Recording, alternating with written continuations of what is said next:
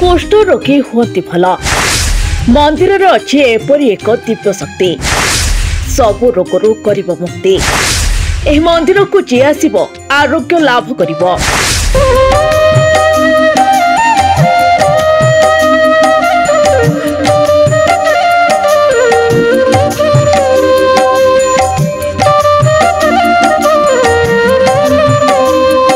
आज्ञा एठारे गाधोइले कुष्ठ रोग भल होता है। एह मंदिर को जे आसे कुष्ठ रोगरू मुक्ति पाई थाए बोली एपरी किछि कारण रहिछि जहाँ आपण जानिले आश्चर्य होइजिबे।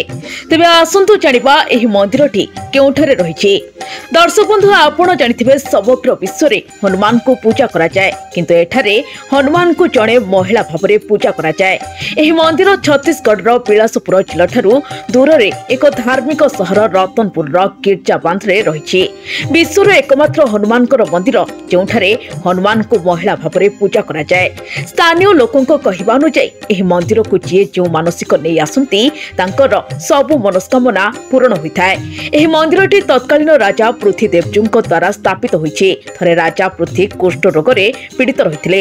एथिपई से समस्त चेष्टा मध्य करिथिले, ले कुष्ठ रोगरू मुक्ति पाइ नथिले। तापरे किछि ज्योतिष तांको हनुमान को पूजा करिबा पई परामर्श दैथिले।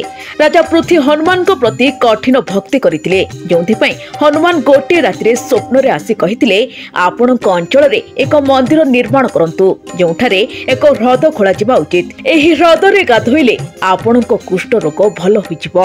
राजा देवजू हनुमान को कथा अनुसरण करी एक मंदिर निर्माण करी ह्रद खोलिले एवं ह्रद रे गाधोइले। एह राजांकर कुष्ठ रोग को भल करिदेला। किछि दिन परे राजा हनुमानकर आउ एक स्वप्न देखिले। सेही पोखरी रे एक प्रतिमूर्ति रहिछि, एहाकु मंदिर रे स्थापन करंतु बोली प्रभु हनुमान कहिथिले। जेतेबेले राजांकर सेवक माने पोखरी रे मूर्ति खोजुथिले, से माने मंदिर रे स्थापित हनुमानकर एक नारी रूप पाइथिले।